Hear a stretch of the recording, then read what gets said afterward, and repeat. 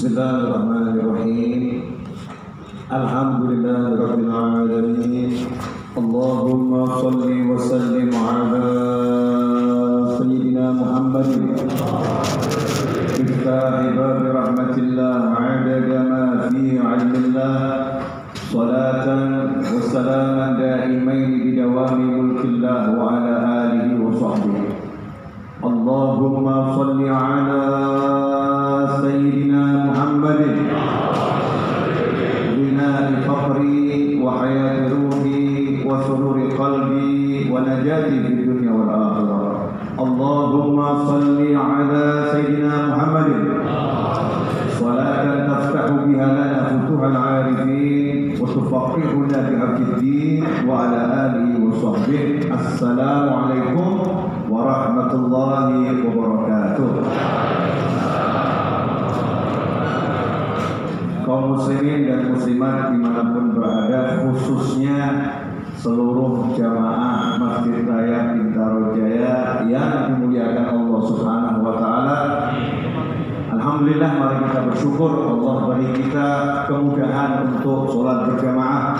Allah beri kita kemudahan untuk iktikaf di masjid ini selama kita berada di dalamnya, dengan mencari ilmu, duduk bersama, berzikir karena Allah Subhanahu wa Ta'ala.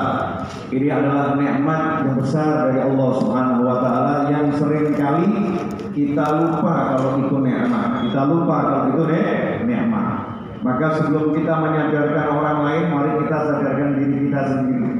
Nah, kita dalam nikmat, alhamdulillah. Kalau dalam nikmat pasti orang itu bahagia. Orang kalau dalam nikmat pasti bahagia. Kenapa kehilangan kebahagiaan? Karena enggak bisa lihat nikmat. Yang dilihat cuma susah. Karena itu dikatakan la in kafartum inna adzabi lasyadid. Kalau kalian kufur, ingat siksaku pedih. Jadi orang yang enggak ingat nikmat itu udah orang kufur nikmat. Tidak ingat nikmat itu sudah kufur nikmat. Ingat nikmat belum tentu syukur. Tapi tidak ingat kalau dirinya dalam nikmat itu sudah kufur nikmat. Karena enggak menyadari karunia yang Allah berikan pada dirinya, enggak menyadari apa yang Allah berikan pada dirinya. Kalau kita seperti itu, naudzubillah min dzalik, dikatakan kufur. La in kafartum, kalau kalian kufur. Kenapa dikatakan kufur? Karena melupakan yang memberi nikmat, melupakan Allah Subhanahu wa Ta'ala. Saat itu Allahnya enggak dilihat, saat itu Allahnya enggak dirasakan kehadirannya dalam setiap saat dan setiap masa, setiap keadaan. Allahnya dilupakan. Dikatakan di situ kufur nikmat. Naudzubillah min dzalik. Maka yuk kita sadari dulu sekarang kita ini orang yang kayanya luar biasa. Perkara duit gak punya, pokoknya tetap sugih, tetap kaya. Karena urusan kaya bukan kayanya badan, tapi kaya adalah kayanya jiwa, dengan iman dan takwa pada Allah Subhanahu wa Ta'ala. Nah, kita akan ngobrol santai saja insyaallah. Wallahu a'lam yang mau diobrolkan apa. Tapi saya terinspirasi dari ayat yang dibaca tadi. Qul in kuntum tuhibbunallaha fattabi'uni yuhibbukumullah wa yaghfir lakum dzunubakum. Menarik sekali cara menggapai atau meraih cintanya Allah Subhanahu wa Ta'ala. Ini saya mau kasih gambaran. Ini kalau ayat dibaca, didengarkan berulang kali, kadang-kadang kita juga nggak paham maksudnya apa ya. Feelnya apa? Misal Ustaz Rafiq bilang ke saya, Habib, I love you. Saya nggak paham maksudnya, ya data-data saja. Karena Habib, aku cinta kamu. Maksudnya apa? Ini nggak kroso. Saya nggak paham maksudnya aku cinta kamu itu apa. Aku nggak ngerti. Karena nggak ngerti, nggak paham ya. Ada rasanya nggak? Nggak ada. Tapi kalau saya tahu itu artinya aku berikan hatiku untukmu. Masya Allah. I love you. Saya berikan hatiku untukmu. Saya berikan seluruh milik saya ini kepadamu. Saya cinta kamu. Paham itu begitu dengar kalimat cinta dari sesama muslim atau bahkan kalimat cinta dari muslim yang kita pandang lebih mulia, maka kita akan merasa bahagianya luar biasa. Ya Allah, dicintai Ustaz Taufik, salah satu imam FFBC yang suaranya merdu. Masya Allah, Habib Quran cinta sama saya. Alhamdulillah, beliau punya jatah syafaat 10. Ya 10 nih. Mudah-mudahan kalau saya jadi orang yang dicintai, saya dapat jatah 1 dari beliau. Alhamdulillah, senang dicintai sama Ustaz Taufik. Kenapa? Karena saya paham makna cinta. Seorang kekasih akan memberikan yang dimiliki kepada yang dicintai. Betul. Nah kalau sekarang kalimatnya begini, yuhibbukumullah. Allah akan mencintai kamu selama-lamanya. Kita kira-kira ingin tahu tidak caranya? Gimana ya caranya saya mendapatkan cinta Ustaz Taufik? Gimana ya saya cara mendapatkan cintanya Fulan? Gimana saya mendapatkan cintanya Fulana? Gimana caranya biar dia jatuh cinta kepada saya? Kalimatnya bukan bagaimana cara saya mencintai beliau, tapi bagaimana beliau bisa cinta kepada saya, bagaimana beliau bisa sayang kepada saya, bagaimana beliau bisa menyerahkan semua yang dimilikinya untuk saya karena cinta tersebut. Jawabannya sederhana. Qul in kuntum tuhibbunallah, katakanlah kalau kalian cinta pada Allah. Ya kalau cinta sama Allah, semua orang muslim ngaku cinta sama Allah. Saya cinta Allah, saya cinta Allah, saya cinta Allah. Mungkin Anda ini di sini yang jomblo-jomblo, kalau ada perempuan cantik bisa ngomong, ya saya cinta dia. Pertanyaannya dia cinta kamu enggak? Kamu boleh tulis di medsos, ya. Ada cewek cantik, kamu tulis I love her so much, boleh. Nah, dia adalah hidup dan matiku, boleh, terserah mau kamu cinta, ngomong ya sakarepmu ya. Tapi paling kamu nyinyir sama dia, mimpi kali. Nyinyir sama perempuan tadi, enggak level. Mungkin perempuan tadi kan ngomong muntah, ya, muntah ini jijik gitu. Bisa seperti itu tanggapannya. Makanya yang dipentingkan di sini bukan bagaimana kamu mencintai, tapi bagaimana engkau dicintai oleh Allah Subhanahu wa Ta'ala. Dan itu sama Allah Ta'ala dibocorkan caranya, sama Allah Ta'ala dibocorkan rahasianya, dijelaskan oleh Allah Ta'ala. Artinya apa? Allah telah mencintai hamba-hambanya sebelum hambanya itu mencintai Allah, sehingga Allah terangkan gini loh caranya kalau mau dapat cinta. Caranya begini. Gimana caranya?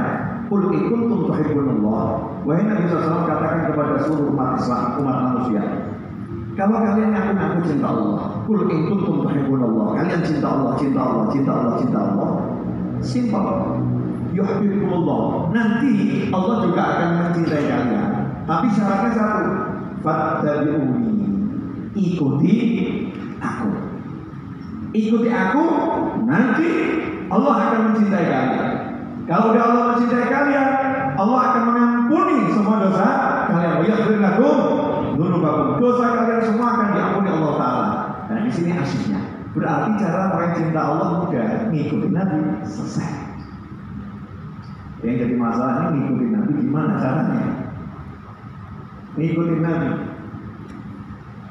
Saya dari Solo menuju Jakarta.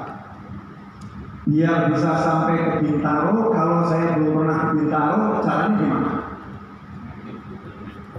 Ngikutin petunjuk orang yang sudah pernah sampai Bintaro. Betul. Saya nanya sama orang, gimana caranya sampai Bintaro? Bapak dari Solo, Semarang, Pekalongan, Tegal, Cirebon, nanti terus aja lurus sampai nanti ketemu tol yang dulu ya. Satu-satunya tol itu, nah itu nggak ada tol yang lain, lewat itu masuk ke Cikampek, keluar dari Cikampek itu nanti ada Jakarta, nanti ambil tol keluar, nanti keluar di sana itu ada Bintaro, modal ada keluar ke sana, pilih yang mana tidak, sudah saya Bintaro. Udah, oke, saya ikutin petunjuknya. Saya ikutin petunjuknya. Itu namanya mengikuti petunjuknya pula. Mengikuti petunjuk. Tapi Nabi SAW tidak mengatakan ikuti perintahku, ikuti petunjukku. Enggak. Di ayat ini fattabi'uni, ikuti aku. Fattabi'uni, ikuti aku. Jadi akunya nggak pernah pergi, akunya nggak pernah bergeser, akunya nggak pernah hilang, akunya selalu ada dan diikuti. Itu makna ittiba. Contoh, Ustaz Taufik, saya mau ke Bintaro, caranya gimana? Beliau ngomong, ikutin saya. Beliau naik mobil di depan saya tinggal ikutin. Ini namanya saya ikut Ustaz Taufik. Ngikutin bener, bukan cuma ngikutin petunjuk yang ditulis, tapi ngikutin beli terus. Tahu-tahu berhenti mobil, kemudian Ustaz Taufik mengatakan sudah sampai. Kalau caranya begitu enak atau enggak? Perlu mikir enggak? Enggak. Nabi enggak ingin Anda capek, Nabi enggak ingin Anda lelah, Nabi enggak ingin Anda susah. Maka dikatakan fattabi'uni, ikuti aku. Nanti akan sampai dengan sendirinya. Semua kesuksesan dunia, kesuksesan akhirat adalah dengan ittiba, mengikuti Nabi Muhammad Shallallahu Alaihi Wasallam. Nah, ini makna mengikuti. Nah, banyak orang yang kurang sampai di situ pemahamannya. Sehingga mengikuti petunjuk. Mengikuti petunjuk akhirnya mengikuti tulisan. Mengikuti tulisan akhirnya mengikuti pemahaman yang ia dapatkan dari membaca tulisan. Akhirnya salah pemahaman, salah persepsi. Sehingga yang diikuti bukan Nabi, yang diikuti adalah nafsu untuk menafsirkan pemahaman tersebut, sehingga dia mengikuti hawa nafsunya sendiri. Na'udzubillah min dzalik. Nabinya dicocokkan sama nafsunya. Oh, ini cocok. Dan ambil, oh ini nggak cocok, jangan. Nah, ini namanya mengikuti hawa nafsu, bukan mengikuti Nabi Muhammad Shallallahu Alaihi Wasallam. Yang kedua, Ustaz Taufik Sherlock lewat Google. Sekarang kan lagi ngetren Google ya, jadi pemirsa dimanapun Anda berada, insya Allah nanti kalau Anda 300 tahun lagi lihat layaknya ini, ya ini masih zamannya Google. Mungkin 300 tahun lagi bukan Google lagi ya. Nggak tahu nanti mesin pencarinya apa. Mungkin NFBG search, ya NFBG Maps. Nggak tahu saya. 300 tahun lagi teknologinya seperti apa? Wallahu a'lam. Ini zaman saya ngomong zamannya Google, ya zamannya Google. Pakai Google Map. Ya walaupun ada WhatsApp juga ya. Tapi yang lebih terkenal adalah Google Map. Udah, saya klik, saya ikutin petunjuk yang dari Google. Pertanyaannya, beda nggak saya ngikutin petunjuk Google sama saya ngikutin orang langsung? Beda atau sama? Beda. Bedanya banyak atau sedikit? Banyak. Banyaknya gimana? Kalau Anda ngikutin petunjuk Google, penuh dengan ketidakpastian dan keraguan. Betul ya? Wah, ini kira-kira ini jalannya cukup nggak buat mobil saya? Di sana kira-kira jembatannya masih utuh nggak? Kata Google masih ada jembatannya udah hancur atau masih ada? Ini kata Google di situ nggak ada penutupan jalan. Ini rupanya lagi ada pernikahan ya.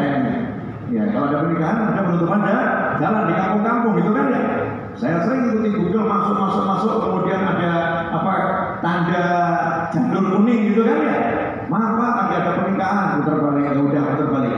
Korban Google. Karena saya ngikutin Google. Google-nya nunjukin jalan ya. Cuman Google nggak ngerti kondisi jalan. Beda dengan manusia. Dia berjalan dengan keyakinan dan kepastian. Jalan di sana jembatannya masih bagus. Jalan di sana memang nggak muter dikit tapi nggak ada macet. Yang di sana paling cepat tapi jadi lambat karena macetnya luar biasa. Paham nih manusia. Makanya kita tidak disuruh mengikuti yang namanya buku kitab, tapi kita disuruh mengikuti manusia. Karena itu dalam dunia keilmuan ada kalimat man syaikhuhu kitabuhu fa khata'uhu akthar min shawabihi. Siapa yang gurunya adalah bukunya, maka kesalahannya lebih banyak daripada benarnya. Karena itu, ikhwan rahimakumullah, dulu perintah Nabi kepada para sahabat jelas. Ya jelas sekali. Shallu kama ra'aitumuni usolli. Salatlah kalian semua seperti kalian melihat aku sedang sholat. Jadi yang mau belajar sholat itu suruh lihat bagaimana sholatnya Nabi Muhammad SAW. Tapi lihat Rasulullah sholatnya begini. Nah begitu. Orang dia dengar nih Rasulullah sholatnya begini. Saya pernah lihat Rasulullah sholatnya begini. Kamu ikutin saya. Ini persis seperti sholatnya Nabi Muhammad SAW. Saya. Nah karena ada perkembangan zaman ditulis itu, maka jadilah ucapan Nabi dibukukan. Itulah merupakan hadis-hadis yang dibukukan. Dari ucapan Nabi yang dibukukan diambil kesimpulan karena ucapan Nabi sangat banyak Rasulullah. Dibuat nanti ada buku hadis sendiri, ada buku tafsir sendiri karena ucapan Nabi banyak menafsirkan ayat-ayat Al-Quran. Ada yang namanya buku fikih hukum Islam sendiri. Dan di situ nanti kita disuruh belajar dari manusia, bukan belajar dari buku. Sekarang ini kita ngaku ngikutin Nabi, tapi nggak mau belajar dari para ulama pewaris Nabi, nggak mau belajar dari manusia yang belajar kepada manusia, belajar kepada manusia, belajar kepada manusia yang pernah akhirnya bertemu dengan Nabi Muhammad SAW dan belajar dari Nabi Muhammad SAW.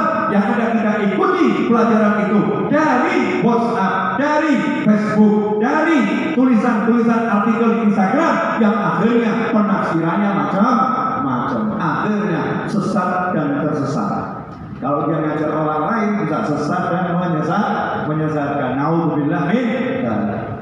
Fattabi'uni. Ikuti aku. Nah, dalam rangka mengikuti Nabi SAW, makanya orang dulu itu selalu ngajak orang ketemu ulama.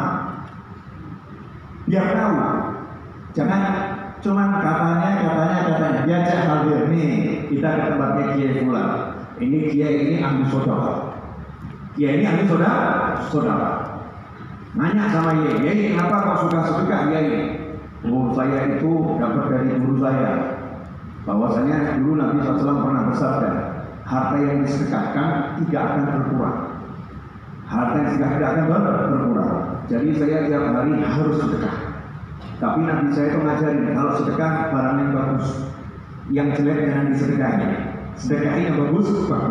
Jadi saya sedekahkan yang bagus-bagus dari barang-barang saya. Harta saya pilih harta yang paling halal, itu yang saya sedekahkan. Bukan cuma jumlahnya, saya cari harta yang paling halal. Nah ini sekarang banyak orang saya udah sedekah, tapi semakin miskin kenapa?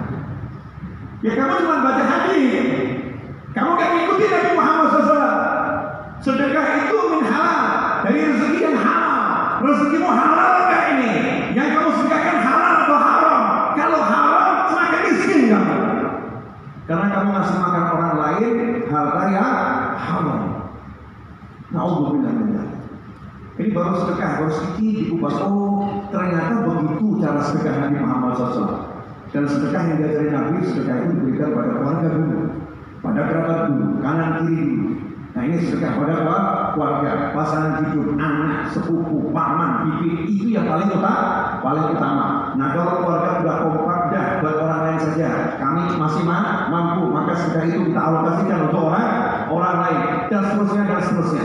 Belajar satu hadis, tapi datang langsung kepada ulama yang mengerti hadis itu, belajar dari ulama sebelumnya dengan praktek, dengan melihat, dengan merasakan, dengan mengamalkan, itu jauh berbeda dari membuka lembaran buku. Nah ini sekarang praktek belajar yang seperti ini yang mulai akan dihilangkan dari dunia umat Islam.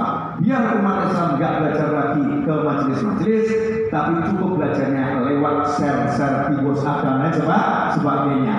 Share WhatsApp yang satu pindah share WhatsApp yang lain, dikurangi kemudian ditambahin, sehingga share yang asli sampai share yang ke-10 hasilnya udah jauh berbeda, sehingga pemahamannya yang tadinya A bisa menjadi Z, sehingga jadi salah kaprah dan itu menjadi lumrah di masyarakat. Dan yang penting aku udah niat belajar, yang penting aku udah niat membaca. Niat harus dijelaskan dengan cara yang benar. Ini mana tidak sampai di sini kira-kira paham ya? Paham ya? Nah sekarang lebih dalam lagi. Ini udah pernah saya sampaikan, tapi saya ulangi lagi biar semakin mantap. Mengikuti Nabi, fattabi'uni, ikuti aku. Berarti ada pesan dari Allah Subhanahu wa Ta'ala. Umat Islam tidak boleh melepaskan pandangan hatinya, khayalannya dari memandang Nabi Muhammad SAW. Umat Islam harus selalu menghadirkan Rasulullah ada di sekitarnya. Rasulullah sama ada di hadapannya. Rasulullah ada di depannya. Rasulullah imamnya. Rasulullah yang memimpin. Rasulullah kaitnya harus dilihat dengan mata hatinya. Sehingga dia ketika akan duduk, dia melihat dulu Rasul kalau duduk bagaimana ya? Oh Rasul dulu begitu. Dia akan duduk dengan cara duduknya Nabi Muhammad SAW. Ketika dia akan berbicara, dia akan lihat Rasul bicaranya gimana. Dia akan tiru cara bicara Nabi Muhammad SAW. Ketika dia akan makan, dia akan melihat bagaimana Rasul makan SAW. Maka dia akan tiru bagaimana makannya Nabi Muhammad SAW. Bukan membuka dari lembaran kitab, tetapi melihat bayangan Nabi Muhammad SAW yang sudah dia bayangkan dalam hati dan jiwanya. Seperti terfilm di depan asyik. Oh Rasulullah SAW ini kalau lagi belajar sama sahabat, Gimana ya? Saya gambarnya seperti ini. Semuanya diam, semuanya mendengarkan, gitu kan ya. Rasulullah SAW kemudian berkata, ya pandangan Rasul seluruh melihat seluruh yang hadir, semua dilihat satu persatu, sehingga semua orang merasa aku yang paling dipandang oleh Nabi Muhammad SAW. Ini kan luar biasa hebatnya Rasulullah SAW. Nah kalau saya sebagai pembicara melihat itu, kemudian saya praktekkan semampu saya, maka hasilnya akan terjadi hubungan hati antara yang berbicara dan yang mendengarkan. Kalau udah seperti itu, nyambung hatinya, saling mencintai, maka cinta Allah akan turun kepada manusia tersebut. Fattabi'uni yuhibbukumullah. Ikuti aku, maka Allah mencintai kalian. Kalau begitu maksudnya, pertanyaan saya, kapan terakhir kali bayangkan Nabi Muhammad SAW? Kapan terakhir kali bayangkan Rasulullah? Ini Muslim syahadat, aku bersaksi tiada Tuhan kecuali Allah dan baginda Muhammad SAW adalah Rasul utusan Allah. Tapi 24 jam itu hampir tidak pernah bayangin nabinya, hampir tidak pernah bayangin Rasulnya, hampir tidak pernah ingat sama Rasulnya ketika makan, hampir tidak pernah ingat sama Rasulnya ketika minum, hampir tidak pernah ingat sama Rasulnya ketika melakukan apapun. Sehingga hidupnya jalan sendiri, tidak punya imam. Ya, jalan sendiri, tidak punya pemimpin, jalan sendiri, pemimpin adalah nafsunya. Akhirnya apa? Sedikit saja kena jalan, sedikit saja kena halangan, dia menjadi bingung, galau dan lain sebagainya. Beda orang yang fattabi'uni, ikuti Nabi Muhammad SAW, maka hidupnya terbimbing. Karena itu mulai sekarang saya ajak semuanya, hentikan belajar hanya dari membaca, tapi belajarlah membaca dari orang yang pernah membaca. Buku hanyalah alat untuk menambah pengetahuan, membantu, tapi guru adalah kunci utama di dalam pendidikan. Karena itu saat ini orang tua pada mengeluh. Ibu-ibu di bawah ngeluh nggak Bu? Kapan ini sekolah tatap mukanya? Mau sampai kapan kita sekolah dari demikian, sekolah online? Mau sampai kapan sekolah online? Bayangin, ini sekolah online, gurunya ada, bukunya ada, online. Orang tua ngeluh, ternyata nggak mudah, nggak mudah jaga anak untuk belajar dari guru. Perlu ditatap muka, harus bertemu antara guru dan yang belajar. Beda sekali ketemu di kaca sama ketemu di dunia nyata. Itu bedanya luar biasa. Anak-anak mulai mengatakan bosan di rumah. Walaupun ketemu di layar monitor dengan banyak teman-temannya, dengan gurunya, pengen ketemu langsung, pengen megang, pengen nyentuh, bahkan mungkin pengen dimarahin sama gurunya. Kenapa? Rasanya enak tuh dimarahin sama guru, kangen dimarahin. Macam-macam tuh anak-anak. Jasad perlu dipertemukan, tatap muka perlu dilakukan. Kapan itu akan dilakukan? Ikhwani rahimakumullah, mudah-mudahan segera, amin. Insyaallah negara kita diberi kemudahan untuk segera belajar dengan tatap muka agar COVID ini segera diangkat, amin. Walaupun COVID-nya itu belum diangkat, ingat pesan Bapak Presiden, berdamailah dengan corona. Dulu pesan yang pernah saya dengar seperti itu. Jadi tetap 3M diterapkan: cuci tangan, pakai masker, jaga jarak. Itu selalu saya anjurkan di setiap majelis saya. Pakai masker, cuci tangan, jaga jarak. Bahkan kalau di majelis saya nggak mau cuci tangan, tapi saya tambahin dengan tambahan yang jauh lebih banyak. Pakai masker, jaga jarak, wudu. Cuci tangan, cuci mulut, cuci muka, cuci telinga, cuci rambut, cuci kaki, semuanya dicuci. Berwudu, biar apa? Semakin suci lahirnya, semakin suci batinnya. Lakukan itu. Nah nanti kalau sudah tatap muka, senang, alhamdulillah. Sekarang tatap muka lagi, orang tua pun ucapkan alhamdulillah, merdeka. Orang tua, saya kan jadi orang tua, tapi saya kan alirannya mau mikir. Kalau orang tua yang mikir-mikir kan pada stres, capek gitu ya. Ini sudah waktunya sekolah ini, itu sudah online semua ketemu ini. Kamu masih tidur, ayo bangun. Orang tua yang mikirin anaknya. Kalau anak saya bangunin, ayo bangun.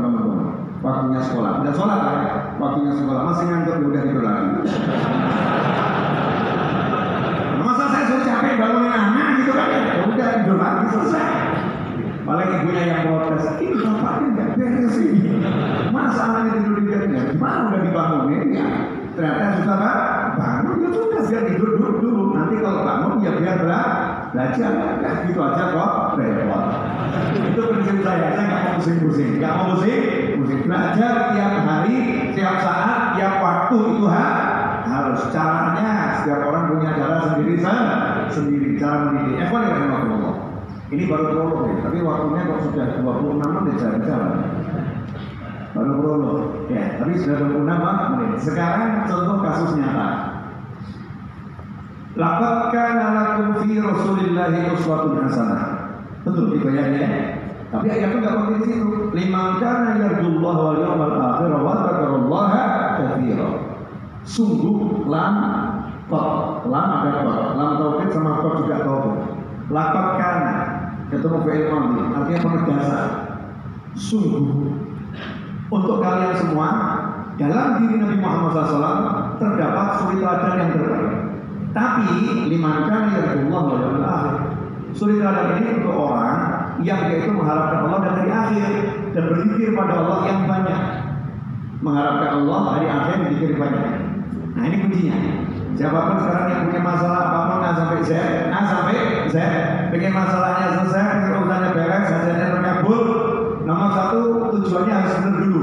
Yang diharapkan bukan pangkat, bukan jabatan, bukan harta, bukan apapun. Yang diharapkan adalah Allah. Kalau yang diharapkan Allah cek dulu. Hajatmu ini sama Allah sesuai nggak ini? Hajatmu diridho Allah nggak ini? Hajatmu beres nggak ini? Keinginanmu ini benar atau tidak? Ada orang yang ngomong, Habib, hajat saya nggak perlu, saya udah baca sholawat 50.000, tapi nggak perlu. Hajatmu apa? Menikah dengan istri tangga. Itu kacau ini. Ini kan kacau. Terus maksudnya gimana? Maka kamu minta dia cerai gitu ya? Apa nunggu suaminya meninggal duluan? Ya kalau secara syar'i kan boleh tuh, kalau dia nanti jadi janda kan saya boleh menikah dengan dia kan jadi legal saja. Bukan legal, kelihatannya legal tapi niatnya busuk. Naudzubillah min dzalik. Ini menggunakan sholawat untuk kepentingan haram. Ya, niatannya yang salah. Ya kalau nggak kabul ya alhamdulillah itu Allah masih sayang sama kamu. Kalau kabul tambah ngeri. Masya Allah. Habib terima kasih. Setelah saya amalkan sholawat, saya kalau menipu jadi semakin lancar. Ini kurang ajar ini. Itu menipu lancar bukan karena sholawatnya. Ya, tapi berkat baca sholawat yang kamu mungkin masih panjang umur dikasih kesempatan untuk tobat, tobat. Kalau anda nanti kamu celakanya apa? Luar biasa, masih diberi kesempatan Allah untuk tobat. Cek dulu nih, niat kita apa? Niat kita apa? Yarjullaha wal yawmal akhir. Saya ingin ridhonya Allah gitu, tapi hati saya ini belum bisa kontak Allah langsung, jadi belum bisa merasakan dicintai Allah, masih datar-datar. Ya, tapi minimal alhamdulillah ya, kalau kangen sama bidadari sudah. Saya tuh kalau lihat artis-artis nasional aja itu udah kemecer dulu, Masya Allah, cantiknya dia bidadari apa ya gitu. Ya, lihat artis-artis internasional saya udah, Masya Allah cantiknya bidadari seperti apa. Jadi saya tuh cepat pengen masuk surga ya, pengen nikah sama bidadari. Nah ini udah punya modal. Loh iya kan makanya macam-macam. Udah jangan munafik kamu. Udah kelas masih yang perempuan masih suka pria ganteng, yang laki suka wanita cantik, ya aku jujur gitu ya, jujur sama diri sendiri. Hal-hal yang halal kita pengen sama bidadari, itu dibawa protes. Habib, bagaimana dengan nasihat kami? Dapat nggak bidadari? Jangan khawatir, nanti ibu kalau masuk surga saya ke sana. Insya Allah di surga gantengnya luar biasa, mengalahkan pria-pria gantengnya ada di MRBC di surga. Sementara yang di surga yang ada video ngomong, saya tidak mengalahkan surga di surga. Di surga banyak pria ganteng. Ya tetapi kalau cari bidadari di surga tidak ada. Yang ada laki-laki yang nanti akan dijadikan suami untuk wanita-wanita sholihah yang nggak punya suami. Boleh dilanjut? Ini begitu ngomong bidadari pada semua seger. Kelihatan aslinya. Besar-besar tadinya langsung kelihatan aslinya. Liman kana yarjullaha wal yawmal akhir. Siapa mengharapkan Allah dan hari akhir. Jadi ada itu mengharapkan Allah ini pangkat paling tinggi. Nah Ustaz ya Allah Ustaz, tapi ya saya pengen surga Ustaz. Saya ingin merasakan berenang di sungai dari susu itu seperti apa Ustaz ya? Saya di Jakarta belum ketemu Ustaz. Ya, kolam renang susu nggak ketemu. Gimana buatnya? Kolam renang susu kalau cebur nggak liter ya. Kemudian diminum juga enak gitu kan. Dan tidak merusak mata, badan jadi apa, kulitnya jadi bagus semuanya. Caranya gimana ya? Ini di surga nanti ada begitu. Kolam renang yang begini, kolam renang begini, pohon yang seperti ini. Ada satu pohon tuh hampir katanya di surga ada satu pohon. Itu kita kalau naik kuda di surga, kudanya sekali melangkah jauh pandangan mata, itu udah sekian ratus tahun mengelilingi satu pohon, gak selesai habis. Nah itu kira-kira surganya seperti apa itu? Saya bilang gak paham saya. Ya kalau mikir gitu kepala saya gak kuat. Ya gak kuat, terlalu luar biasa itu surga. Kan saya pengen cepat masuk surga, gimana caranya? Nah ini orang-orang yang sudah begini nih, ya ada keinginan sama surga, mungkin keinginan sama Allah belum nyampe levelnya. Keinginan sama surga sudah ada. Alhamdulillah. Nah ini ada orang yang ketiga ini, kita masuk kelompok ketiga. Yang pertama pasti pengen yang kedua, pasti mengamalkan yang ketiga, betul ya? Tapi kita yang masih keras hatinya ya.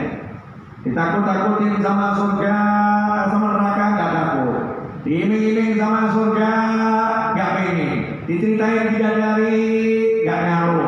Diceritain sama istana di surga nggak ngaruh. Ditakut-takutin di neraka ada malaikat sabarnya, di neraka ada ini nggak ngaruh. Hatinya datar gitu ya. Nggak ada takut sama Allah, nggak ada takut sama neraka, nggak ada takut sama siksa kubur. Tapi iman. Ya, jujur sama siksa kubur itu takut sih takut, tapi nggak rasa tuh. Neraka tuh katanya sih ngeri. Tapi saya kok belum bisa takut. Saya heran sama teman saya itu sampai masih saya kok mati gimana susah. Saya kira ngapain kamu gitu? Dan itu susah kubur kan ngerinya mana? Itu katanya kan katanya gitu. Kamu percaya? Saya percaya. Tapi kan saya belum merasakan. Emang kamu pengen jaga? Ya, belum bisa rasanya sampai ke hati, maksudnya begitu. Ini hatinya keras. Hatinya ya keras. Obatnya apa? Wa dzakarallaha katsiran. Zikir sama Allah yang banyak. Nah ini kalau udah punya ini semua, zikirnya banyak, pengen surga, takut neraka, pengen Allah Subhanahu wa taala, pengen semua itu dijalankan, laqad kana lakum fi rasulillahi uswatun hasanah. Maka bahagianya mudah. Tidak repot. Orang yang pengen surga itu begitu makan duduknya niru cara Nabi Muhammad SAW udah senang. Saya mirip Nabi, masya Allah. Senang dia. Begitu dia itu muslim, dia senang sama muslim yang lain, dia senang. Saya niru Nabi, senang dia. Bahagianya mudah. Sementara yang lain dia merasakan bahagia. Apa itu semua orang kok katanya bahagia? Niru Nabi bahagianya di mana? Gak bisa ngerasain. Kenapa? Level Allah nggak dapat, level akhirat nggak dapat, banyak zikir juga nggak dijalankan. Hasilnya apa? Hambar hidupnya, ukurannya cuma senang itu yang cocok sama hatinya, sakit itu yang nggak cocok sama hatinya. Sehingga nggak ada surga, nggak ada neraka, nggak ada siksa kubur, nggak ada Nabi Muhammad SAW. Sehingga hatinya nggak punya tujuan, tujuannya cuma yang bisa terukur dengan rasanya, baik itu nikmat duniawi yang di depan mata ataupun nikmat duniawi yang ada dalam hayalannya. Hidupnya akhirnya nggak bisa senang, susah dan susah dan susah dan susah. Alhamdulillah, dah cukup mukadimahnya. Sekarang kita mulai ceramah, boleh tuh? Saya kan ceramah tadi kan mengomentari ayat yang dibaca. Ceramah saya apa ya? Saya juga nggak tahu mau ngomong apa. Ini saja deh. Belak-belakan saja dulu. Jujur-jujuran. Kira-kira ini yang nonton tayangan ini masih pengen hidup atau pengen cepat mati? Begitu. Pengen hidup, betul. Ya. Kalau pengen hidup, jangan takut mati. Orang kalau kebanyakan takut mati, nanti cepat mati. Takut sama akhirat betul. Takut sama siksa kubur betul. Takut mati namanya was-was.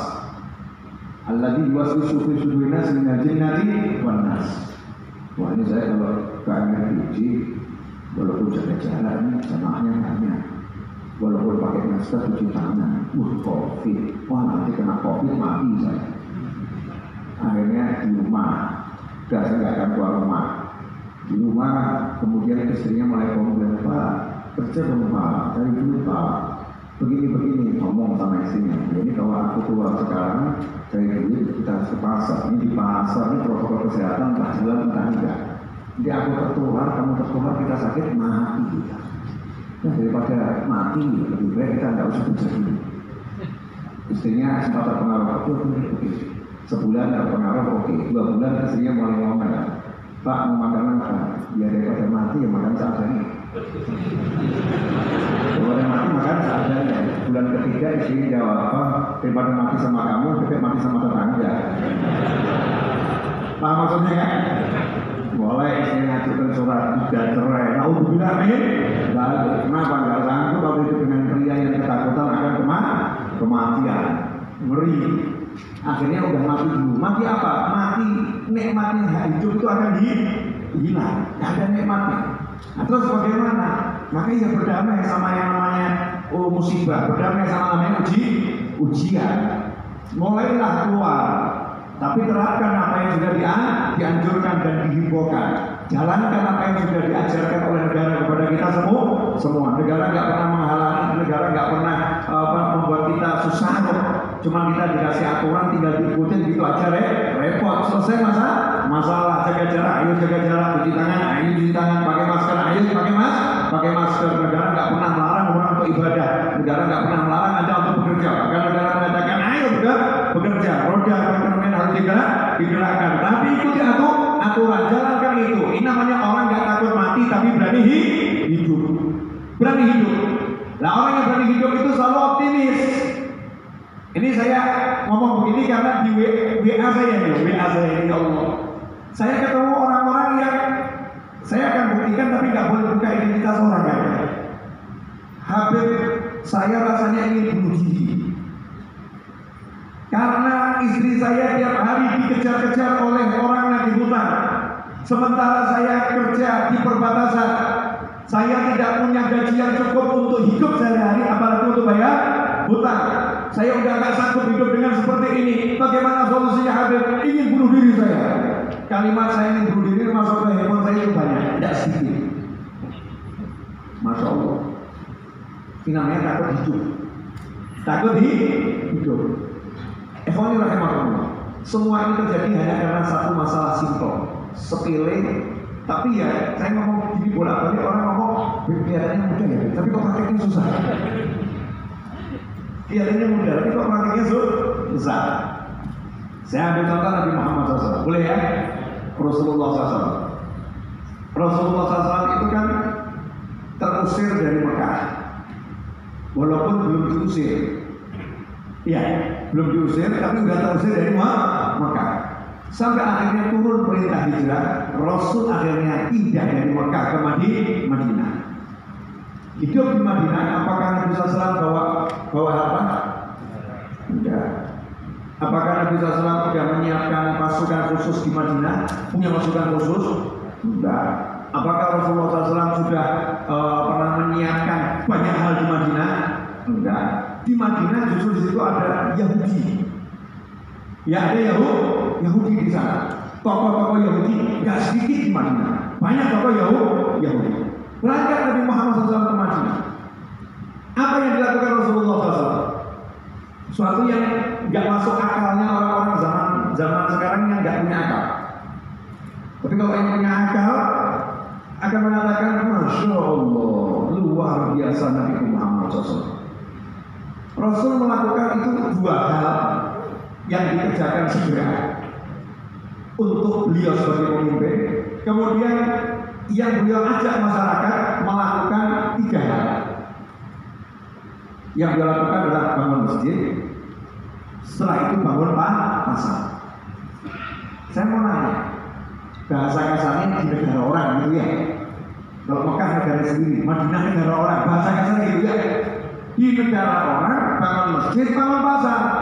Sementara di situ hidup pusat perekonomian Yahudi, pusat perekonomian orang-orang yang ahli cari duit, orang-orang yang ahli cari dunia, hidupnya menghalalkan segala macam cara untuk dapat dunia.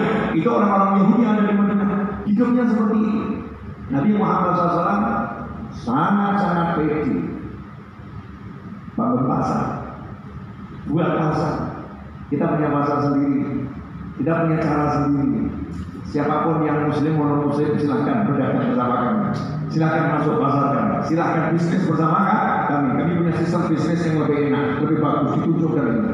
Masya Allah, ramai itu pasarnya Nabi Muhammad SAW. Pasarnya ramai. Kenapa pasarnya ramai? Karena nabinya juga berdagang. Rasulullah SAW itu hidupnya dari kecil udah berdagang, tahu caranya bagaimana berdagang. Terus bergerak Nabi Muhammad SAW membangun ekonomi umat, optimis. Tapi coba orang zaman sekarang, begitu dari satu kantor dipindah. Tadinya di Jakarta udah enak, dekat keluarga, dipindah entah di ujung pulau mana. Sepi, mulai komentar. Tapi dulu sih saya enak, sekarang dipindah di tempat terpencil. Waduh, kehidupan di sini nggak enak deh. Susah mau cari tambahan nafkah itu susah. Ini di perbatasan deh. Gimana saya mau dapat tambahan income? Saya nggak bisa. Saya rasa pengen mati. Kenapa seperti itu? Simple. Karena hidupnya nggak pernah melihat Allah, hidupnya melihat dirinya sendiri. Bisa dipahami belum? Belum. Ya mau belum terangkan? Kan belum saya terangkan. Insya saya terangkan dikit, bisa aja berapa persen? Hah? 7.4 ya, adanya. Oke, selesainya jam 7.15 dulu ya. Masih ada 14 menit permainan waktu dari 4. 11 menit untuk menjelaskan ini. Inti di akhir ini mudah-mudahan menjadi ilmu buat saya dan kalian semua. Simple. Ya, ini kemudahan berbicara. Berkah manfaat. Saya baca tulisan di sebuah meme, manusia datang ke muka bumi ini tidak bawa apa-apa dan tidak punya apa-apa dan tidak tahu apa-apa. Betul. Terus nanti pergi juga nggak tahu perginya kapan. Landing tidak bawa apa-apa, take off tidak bawa apa-apa, dan take off-nya kapan nggak pernah tahu. Take off-nya kapan nggak pernah tahu.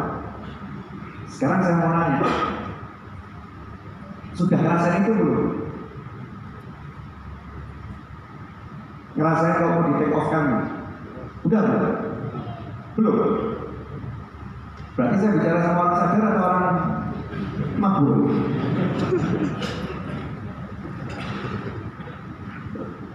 Kalau nggak bisa merasa bahwa saya akan dicabut waktu-waktu itu, berarti kita sadar atau mabuk kita?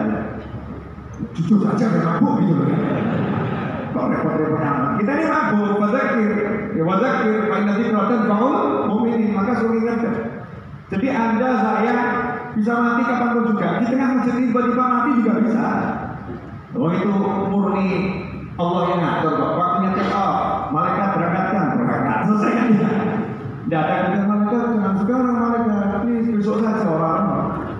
Mau siapapun yang apapun, sebanyak apapun harta, jangan ditunda saat pun. Pasti berangkat. Tidak bisa apa-apa, tidak punya apa-apa, tidak tahu apa-apa. Alhamdulillahnya Allah menyiapkan semuanya.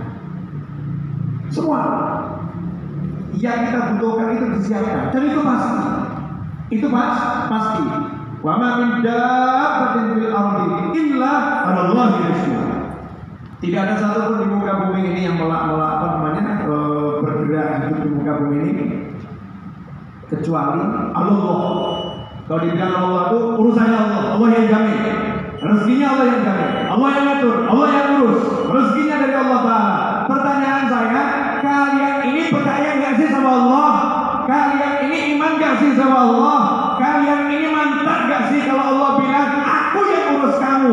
Kalau udah bilang Allah aku yang urus kamu, aku urus kalian. Allah yang bilang ini bukan orang kaya, yang bilang ini bukan seorang konglomerat, yang bilang adalah pencipta kita semua. Allah rizquha, Allah yang urus rezekinya, Allah urus kalian semua. Seharusnya tenang atau enggak?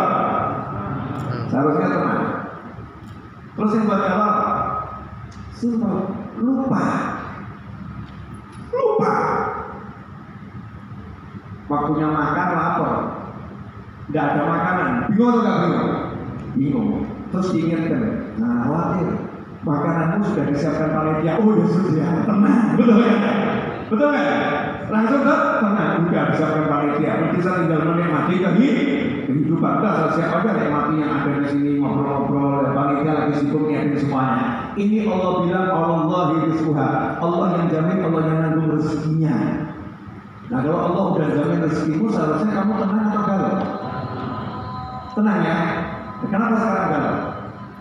Alladzi yuwaswisu fi sudurin nasi minal jinnati wan nas, karena kita terlalu banyak mendengarkan manusia dan jin yang bisikan dalam hati kita untuk buat iman kita lemah pada Allah Ta'ala. Udah mungkin kamu dapat duit, gak mungkin masalahmu selesai, oh gak bisa, oh yang itu saja orangnya luar biasa, ternyata gak selesai, oh kamu begini kok mau selesai, gak mungkin, oh yang itu sakit parah ke dokter, uangnya banyak kan gak sembuh-sembuh, oh kamu ini miskin sakitnya parah berharap sembuh, mati kamu mati kamu. Masya Allah, ini lagi waswisufi sudurin nas, mematahkan harapan pada Allah Ta'ala. Itu tugasnya jin dan manusia yang mengikuti setan. Nah kita ikut Allah Ta'ala. Ayat-ayat ini masukkan betul ke dalam hati. Allah rizquha, Allah yang menjamin rezeki saya. Udah gak usah mikir, selesai. Allah jamin, selesai. Seperti yang kau percaya kalau panitia udah ngomong, saya yang urus makan Habib, selesai. Saya diam, duduk manis, Habib silakan duduk, saya duduk, makanan datang sendiri. Betul. Nah masalahnya kita nggak punya keimanan seperti itu sekarang ini. Keimanan kita ini hitung-hitungan, sesuai kalkulator. Gaji 1 bulan sekian, kemudian dapatnya sekian. Hebat ya, kalau jadi Tuhan semua ya. Jadi Tuhan semua. Saya kan 1 bulan sekian ya, jadi sekian. Hitung sendiri, semua dihitung. Nah ini yang harus kita ubah. Hati kita pasrahkan sama Allah Subhanahu wa Ta'ala, percaya sama Allah Subhanahu wa Ta'ala, yakin sama Allah Ta'ala. Habib kasih satu contoh untuk menutup kajian ini. Contohnya ya nanya yang mana ya? Yang dari Al-Quran saja, yang tak terbantahkan. Kalau dari hadis kadang-kadang kan masih dibantah A sampai ke Z ya. Yang contoh nyata dari Al-Quran. Yang mana enaknya dari Al-Quran? Dari kisah-kisah para nabi dan para rasul. Kisah mana yang kira-kira paling asyik untuk dibicarakan? Semuanya asyik untuk dibicarakan, semuanya asyik untuk diterangkan. Tapi yang paling asyik ini yang nggak masuk akal, bahkan tanpa usaha berarti, tapi hasilnya luar biasa. Ashabul Kahfi. Ashabul Kahfi itu bukan nabi, bukan rasul. Ashabul Kahfi, bahkan sama Allah namanya dirahasiakan, jumlah orangnya dirahasiakan. Saking hebatnya orang-orang ini jadi kekasih-kekasih Allah. Kita pengen kenal lebih jauh pun sama Allah, nggak usah. Jumlahnya pun jadi rahasia. Ashabul Kahfi cuma disebut orang-orang yang tinggal dalam gua. Kenapa orang-orang ini? Orang-orang ini tinggal di suatu wilayah yang rajanya boleh kemudian melakukan hal-hal yang tidak diridhoi Allah Subhanahu wa Ta'ala. Maka pemuda-pemuda ini menyampaikan isi hatinya kepada penguasa-penguasa tersebut. Jangan begini. Karena yang disampaikan ditolak, tidak diterima. Pemuda ini melihat tidak punya kuasa, tidak punya kuasa. Pemuda ini pun pergi dari wilayahnya. Nggak maksain, pergi dari wilayahnya. Nah dalam perjalanan istirahat, lihat dua istirahat.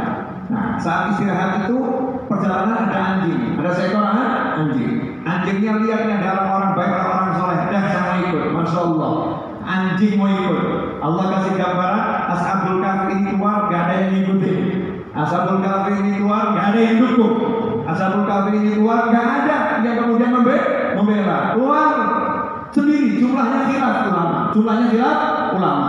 Tapi Allah kirimkan makhluk yang dianggap hina. Allah kirimkan makhluk yang dianggap rendah. Allah kirimkan makhluk yang dianggap itu benda najis, yaitu anjing. Betul, anjing itu najis, air liurnya najis, kulitnya najis anjing tersebut. Tetapi di Al-Quran anjing disebut sama Allah Ta'ala sebagai pahlawan. Ngapain anjingnya? Ikut Ashabul Kahfi. Anjingnya ditugaskan untuk berdiri di mulut gua, jaga Ashabul Kahfi. Anjingnya nggak kemana-mana. Di situ juga jadi dalil anjing tidak boleh dimasukkan ke dalam rumah. Kalau di luar rumah it's okay, nggak jadi masalah. Masuk dalam rumah nggak boleh. Makanya dalam Al-Quran anjingnya pun di mulut gua, tidak masuk ke dalam gua. Ashabul Kahfi itu sebenarnya ngapain? Gunjing? Enggak. Mikirkan cara-cara? Enggak. Ngapain? Tidur. Ashabul Kahfi itu terkenal perjuangannya tidur. Loh, pada kaget kenapa? Saya mau nanya, Ashabul Kahfi itu dikenal perjuangannya apa? Tidur. Dan tidurnya ini harus kita hauli tiap malam Jumat sampai Jumat. Tiap malam Jumat sampai Jumat itu kita disuruh hauli Ashabul Kahfi. Haul memperingati kehidupan Ashabul Kahfi. Itu ayat di surat Kahfi yang menceritakan tidurnya Ashabul Kahfi. Fityatun amanu, seorang pemuda, beberapa orang pemuda yang beriman pada Tuhannya, wazidnahum huda, kami tambah mereka hidayah, petunjuk. Jadi punya hati imannya lebih dari orang lain, punya karomah lebih dari orang lain. Tidur. Berapa tahun tidur? 309 tahun. Itu lama atau sebentar? Ya, besok silakan ya. Habib saya mau ittiba Ashabul Kahfi. Makom tidur saya mau tidur. Ashabul Kahfi itu tidurnya niatnya sebentar. Tapi kan yang menidurkan manusia Allah, bukan mata kita pejamkan kita tidur. Enggak, Allah yang menidurkan dan Allah yang membangunkan. Walaupun dibangun-bangunkan, kalau nggak waktunya bangun nggak bisa bangun. Betul ya? Orangnya sehat nggak sakit, sampai dikebur nggak bangun, bingung. Gimana nggak bangun? Caranya bangunkan Allah, nggak kamu. Kalau Allah belum bangunkan tidak akan bangun. Makanya ibu kalau bangunin anak jangan marah-marah. Ini bangunin, saya bangun, susah dibangunin. Nah, itu sombongnya ibu. Ibu menganggap ibu bisa bangunin anak ibu. Yang bisa bangunin adalah Allah Subhanahu wa Ta'ala. Minta sama Allah, ya Allah, tolong bangunin anak saya. Bangun. Kata anaknya, teman ibu baik bener. Tuh banyak disediakan PJ. Berubah konsep. Gak teriak-teriak lagi ibunya, yang marah-marah lagi ibunya. Subhanallah, Ashabul Kahfi tidur. Ya, setiap orang boleh punya cara, setiap orang boleh punya konsep. Tapi novel punya cara sendiri, punya konsep sendiri. Tidur Ashabul Kahfi, tapi bawa cita-cita. Tidur bawa niat. Kan niat itu sudah ditunjukkan dengan berbuatnya. Dia berbuat meninggalkan wilayah yang di situ dia tidak bisa ibadah, wilayah yang di situ dia susah untuk ibadah, keluar sama Allah ditidurkan, tidur, mengharap adanya perubahan ke arah yang lebih baik. Hasilnya bangun, lapar. Jadi ada kalau bangun tidur lapar, mirip bisa sebutkan. Bangun tidur lapar. Dan menariknya Ashabul Kahfi itu tidur bawa duit. Ini kadang nggak dibahas sama orang. Jadi Ashabul Kahfi itu bukan kemudian pergi nggak bawa duit. Masih ada 3 menit. Punten sopor makasih. Itu jam mengingatkan waktunya koma. Nanti sekalian ada habis itu sholat langsung ya. Kalau saya kan sudah takdim. Ya, saya kan mana? Saya sudah sholat. Saya sudah takdim musafir. Nah, berlanjut. Ashabul Kahfi tidur. Bangun tidur lapar. Lapar ngapain? Cari makan. Tapi cari makannya kemana? Karena ini kan masih di wilayahnya kerajaan yang boleh lagi. Cari makannya di pasar terdekat. Cari makan di pasar terdekat. Nggak pergi semuanya karena takut ketahuan nanti. Takut ketangkep kerajaan boleh. Maka berangkat salah satu. Ya bawa duit, nggak ngemis, nggak minta. Nih kalau ada orang safar nggak dipengemis, kalau bilang balik. Kalau nggak cukup bekal jangan berangkat. Bekal disiapkan berangkat begitu momen. Bukan kemudian berangkat tanpa bekal. Kemudian di jalanan kita minta kesana dan kesini. Ini melanggar isinya Al-Quran. Ini melanggar ajaran Nabi Muhammad SAW. Kecuali kalau memang betul-betul nggak punya bekal, yang masalah. Tapi harus dipersiapkan dulu. Waduh, pasar belanja. Nah di situ baru orang kaget. Ini mata uang 300 tahun yang lalu. Nanti ini kalau kami terima, kami bisa ditangkap sama raja karena dianggap mencuri peninggalan berharga di museum. Ini bahaya ini. Maka laporkan ke penguasa. Ternyata penguasanya sudah berubah. Negara itu sudah berubah ke negara yang bertakwa, beriman pada Allah Subhanahu wa Ta'ala. Negara yang betul-betul adil dan makmur. Hikmahnya apa? Ashabul Kahfi hanya tidur. Yang merubah kerajaan siapa? Saya mau nanya, ada cerita Ashabul enggak? Setelah Ashabul Kahfi pergi, kemudian muncul fulan jual, tidak ada. Tidak ada kan? Sama Allah cerita itu tidak ada. Yang ada Ashabul Kahfi bangun, kerajaannya udah berubah. dirubah menjadi kerajaan yang adil dan makmur. Kerjanya ngapain? Tidur. Kerjanya tidur. Kenapa? Karena yang bekerja adalah Allah Subhanahu wa taala. Karena itu ikhwan rahimakumullah, hatimu harus bersama Allah. Jangan banggakan dirimu, jangan banggakan hartamu, jangan banggakan pintermu, jangan banggakan apapun, tapi pasrah betul pada Allah Subhanahu wa taala. Jangan sombong dengan apa yang kita miliki, tapi kamu betul-betul la ilaha illallah Muhammad Rasulullah SAW. Kalau udah begitu, enak. Lakukan sebisa mungkin, sebaik mungkin apa yang bisa kita lakukan, selebihnya biar Allah nanti yang menghasilkan apa yang kita inginkan. Mau nikah ya udah, berangkat saja melamar, ditolak biar nasib. Udah aja kok repot. Mau kerja ya sudah, berangkat saja kerja, ditolak biar itu perjalanan untuk mendapatkan bos yang baik. Makanya kalau Anda ditolak itu pegang prinsip ya, penolakan adalah jalan menuju penghasilan yang lebih besar. Ditolak di sini, tolak sini, tiba-tiba diterima di sana. Ya, itu menuju penghasilan yang lebih besar. Kalau ditolak sama calon istri ngelamar, ditolak, alhamdulillah. Kenapa? Lebih baik ditolak sekarang daripada dibuang kemudian. Lebih baik ditolak sekarang daripada dibuang kemudian. Alhamdulillah, ditolak. Sampai akhirnya ketemu yang menerima. Nyantai dari kehidupan karena punya Allah. Dan sekarang ini Allahnya itu gimana itu loh? Umat gak sedikit yang kehilangan Allah. Makanya diperintahkan ulama untuk mengingatkan la ilaha illallah. Makanya Pancasila sila pertama, ketuhanan yang maha esa. Dikembalikan semua ke situ. Insyaallah berkah manfaat. Mohon maaf saya nggak bisa bicara banyak-banyak. 57 menit 53 detik. Ya saya bicara. Alhamdulillah. Ada yang komentar alhamdulillah ditolak. Iya. Masya Allah. Alhamdulillah ditolak. Baru saja ditolak nanti ya. Semoga engkau sudah diterima yang lain. Amin. Insyaallah. Ya. Ini komentar-komentar di YouTube kan macam-macam. Baru cuma 1.100 yang 12 streaming gitu. Yang live bareng kita ya. Nanti kalau di total paling selesai sekitar rata-rata 10.000. Biasanya seperti itu. Jadi yang hadir di sana lebih banyak daripada di sini yang dia mata. Ini malaikat sama jin nggak tertinggal. Kalau nggak percaya lihat sini. Nabi Yosef maksudnya gitu. Meninggal dulu baru nanti bisa lihat masjid Limun malaikatnya ada juga berapa. Makanya kita panjang umur iman saja iman Habib. Aku mau nikah, doakan ketemu jodohnya. Berarti belum mau nikah, pengen nikah. Ya, insyaallah segera ketemu. Alhamdulillah Habib saya ditipu berapa kali Habib. Gimana Habib ya? Masih baik benar.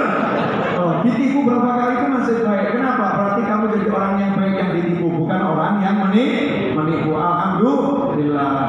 Ya. Sampai kapan di Jakarta? Saya dari Jakarta, Pak, saya di Bintaro, Tangerang Selatan. Terima kasih. Alhamdulillah, makasih Habib. Ya, alhamdulillah, mantap. Mau Purworejo, Rio mana lagi? Kapan Rio? Waduh, jauh banget itu. Ya, biar puas ini di sana. Saya dari sini aja. Tapi doain ya, doaku selalu menyertai kalian semua. Amin. Kita sebentar lebih ya. Macam-macam ini boleh ya? Kita aja dong. Ya kan biar adil gitu loh. Yang di sana kan di sana juga. Menyenangkan, ini belajar pada Habib. Memang belum, kita sudah belajar ini. Kamu sudah belajar ke begitu ya? Nah ini pokoknya alhamdulillah, itu aja. Maka selalu itu makin lebih alhamdulillah.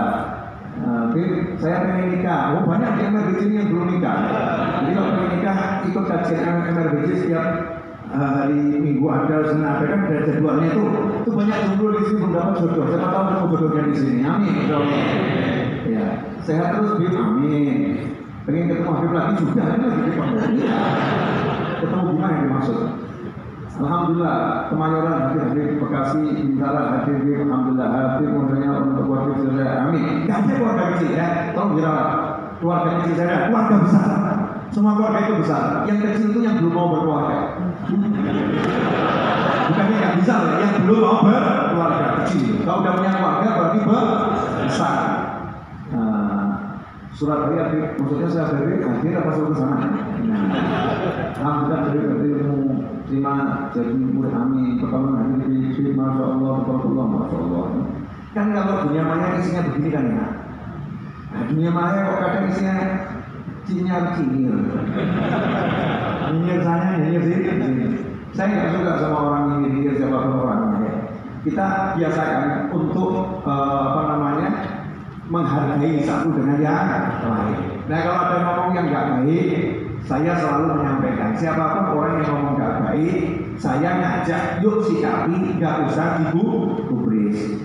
Tapi kalau punya cara lain ya monggo, saya nggak bisa maksa setiap orang sama seperti saya, masing-masing dengan caranya sendiri. Tapi kalau Habib novel ya begini, Habib katanya Habib begini, ya nggak apa-apa. Habib kan begini, nggak apa-apa. Yang penting aku nggak begini.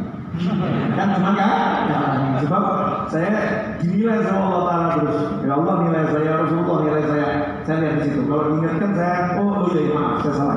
Makasih, jazakumullah khairan atas peringatannya. Assalamualaikum Habib Aceh berbes Habib ganteng Masya Allah. Mungkin tertipu oleh handphone saya kan, handphone saya mahal. Saya harus nih handphone mahal ini, tapi sekarang handphone yang termahal di dunia saat ini ya. Jadi kalau wajah saya berubah jadi ganteng itu ya, makanya saya aku akan gaya besar untuk handphone. Kenapa? Bisa berubah penampilan saudara-saudara. Jual barang nggak jadi masalah, yang penting handphone mahal biar kalau di kamera saya tambah ganteng. Itu bagian dari pencitraan saudara. Pencitraan itu penting ya, dalam berdakwah pencitraan itu penting, positif insya Allah. Tapi kapan datang ke Semarang, Masya Allah, Malaysia, ya saya jomblo di Bali, namanya siapa? Bang Yu, semua orang Bang Yu, ya mau rangka namanya. I love you, I love you too, ya kan semua ngomong gitu, lana lagi bulan. Jadi kan perempuan, Habib misalnya tuh Habib Profes, amin. Habib, dan banyak orang. Habib ganti lagi doanya, keluar lagi. Habib ganti masuk tulis lagi dia Masya Allah. Apalagi, engkau punya apa Habib? Ya, silakan loh. Ya, jadi banyak orang nanya Habib itu apa? Saya pernah punya pengalaman waktu haji. Cuman haji saya itu setelah sekian puluh hari sama saya. Ketika tawaf itu terus saya Safa Marwah, selesai saya Safa Marwah nanya, ya tahalul nanya, Habib mau nanya, gimana caranya biar saya bisa dapat gelar Habib? Sekolahnya di mana? Sekolahnya di mana? Ya perlu saya jelaskan. Kalau di Indonesia, khusus di Indonesia, Habib itu julukan kehormatan. Jadi julukan kehormatan itu yang bisa macam-macam, ada raden, ya kan? Raden itu orang-orang yang punya hubungan dengan keraton, dengan raja, nanti dicari gelar kehormatan raden. Ada tengku, kalau di Aceh itu gelar kehormatan. Nah, untuk masyarakat Indonesia, para ulama dulu mengajarkan gelar kehormatan untuk orang-orang yang punya garis nasab yang kepada Nabi Muhammad SAW, dan itu betul-betul garis nasabnya sah, dikasih gelar kehormatan namanya Habib. Itu gelar kehormatan. Belum tentu Habibnya saat itu terhormat. Nah, Habib kan juga manusia. Belum tentu sampai terhormat, bisa jadi saat dikasih disebut orang Habib, ternyata masih ada akhlaknya yang belum benar, bisa jadi. Tapi tidak benarnya perilaku tidak akan menghapuskan nasab, tidak akan menghapuskan kemuliaan nasabnya tetap mulia. Perilaku hari ini begini, besok bisa begitu. Kalau nasab nggak bisa dirubah, maksudnya seperti itu. Dan saya ingin menjelaskan kepada antum semuanya, percayalah kepada Nabi Muhammad SAW. Jangan ragu sama Rasulullah SAW. Jadi kalau Anda meragukan anak cucu Rasulullah, itu sama dengan meragukan Rasulullah SAW. Kalau anak cucu Rasulullah SAW itu pasti didoakan sama kakeknya. Saya mau nanya, kira-kira di Al-Quran itu ada ayat Rabbana hablana min azwajina wa dhurriyyatina qurrata a'yunin waj'alna lil muttaqina imama. Saya mau nanya, yang pertama kali baca doa ini di Al-Quran siapa? Nabi Muhammad SAW. Ini wahyu pada Rasulullah mengajarkan kepada umatnya, Rabbana hablana min azwajina wa dhurriyyatina qurrata a'yunin waj'alna lil muttaqina imama. Nabi Muhammad SAW mengatakan, Rabbana hablana, ya Allah beri kami pasangan hidup, anak keturunan yang menjadi penyejuk mata hati. Maka semua istri Nabi Muhammad SAW pasti penyejuk hati Nabi Muhammad SAW. Sehingga kalau ada orang yang tidak percaya itu, ngeri saudara-saudara. Semua istri Rasulullah SAW adalah penyejuk hati wa dzurriyyatina, dan anak keturunan kami. Berarti nanti itu judulnya tidak mungkin ada Habib yang di akhir umurnya kok buat Kanjeng Nabi pegel, nggak mungkin. Karena bertentangan dengan ayat. Sebab Nabi nggak mungkin doanya ditolak sama Allah Taala untuk keluarganya. Pasti doanya diterima, doanya untuk umatnya diterima. Kalau kita nggak yakin doa Nabi diterima, wah kita nanti minta sama siapa? Doa Nabi itu pasti diterima oleh Allah Subhanahu wa Ta'ala. Nabi minta agar keluarganya menjadi penyejuk hati, dan kita diajarkan minta agar keluargamu jadi penyejuk hati. Mungkin saat ini orangnya belum terhormat, tapi udah punya gelar kehormatan yang menunjukkan terhormatnya nasabnya di sisi Allah Subhanahu wa Ta'ala. Maka didoakan oleh Nabi Muhammad SAW. Saya simple, saya kalau lihat ada Habib perilakunya belum benar, ya, setiap manusia mau Habib bukan Habib kan perilakunya juga kadang benar kadang nggak benar. Tapi ini khusus yang Habib, kalau perilakunya belum benar, nyantai saya. Tugas saya amar ma'ruf nahi mungkar. Ya saya ngajarin yang baik, ya jelaskan yang itu nggak betul. Tapi hati saya percaya, nggak mungkin Rasul saya itu doanya nggak diterima sama Allah Taala. Saya yakin Rasul saya doanya pasti diterima Allah Taala. Saya yakin pasti ini Habib yang satu ini nanti akan berubah menjadi sesuatu yang luar biasa. Kenapa? Karena kakeknya sudah berdoa, waja'alna lil muttaqina imama. Ya Allah, jadikan kami semua imamnya, orang yang bertakwa. Setiap muslim mukmin disuruh mendoakan keluarganya agar keluarganya itu menjadi pemimpinnya, orang-orang yang bertakwa. Semangat yang tinggi ingin jadi pemimpin orang yang bertakwa, yang menyejukkan hati, dilihat menyenangkan, didengar menyenangkan, bersama menyenangkan. Dilihat seperti itu, cucu dilihat seperti itu, pasangan hidup dilihat seperti itu. Itu yang kita diperintahkan untuk berdoa setiap hari. Kalau mukmin biasa doanya seperti itu, bagaimana doa Nabi Muhammad Sallallahu Alaihi Wasallam untuk anak cucunya, untuk pasangan hidupnya, untuk keluarganya? Karena itu siapa berprasangka buruk pada anak cucu Nabi Muhammad SAW, secara tidak langsung dia nggak sadar lagi berprasangka buruk pada Nabi Muhammad Sallallahu Alaihi Wasallam. Nauzubillah min dzalik. Ini pendapat saya. Mau diterima boleh, ya nggak diterima juga boleh. Sekedar tambahan masukan informasi keilmuan, mudah-mudahan berkah dan manfaat. Terus kalau umat Rasulullah perilakunya belum benar, jangan khawatir. Rasulullah sama umat Rasulullah. Umat Rasulullah, umat Islam ini kan dapat doanya Nabi terus. Dapat doanya Nabi Muhammad SAW. Kalau ada umatku yang berbuat baik, amalnya naik, aku fahmitullah hayati khairul lakum wa mati khairul lakum. Hidupku baik untuk kalian, wafatku baik untuk kalian. Nanti amal kalian akan naik. Kalau amal kalian baik, maka aku hamidullah, aku bersyukur puji Allah Ta'ala.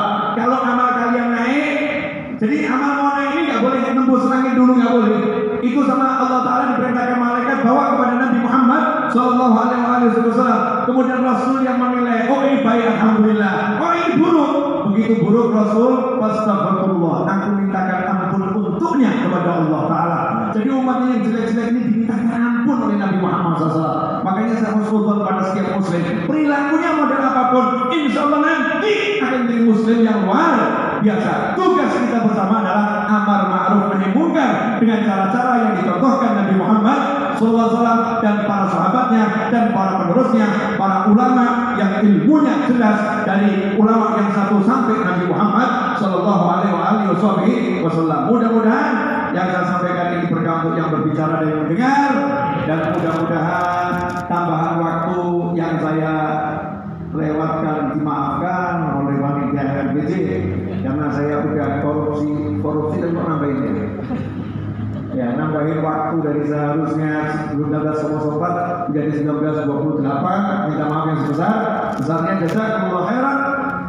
Satu pesan saya, teruslah saling mencintai, tinggalkan iri dan dengki, jadikan medsosmu sebagai alat untuk bertakwa dengan menyebutkan kebaikan orang lain, dan jangan ikut-ikut menjelekkan siapapun, komentar yang nggak baik siapapun.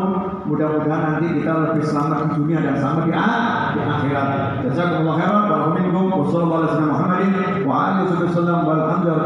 Wassalamualaikum warahmatullahi wabarakatuh.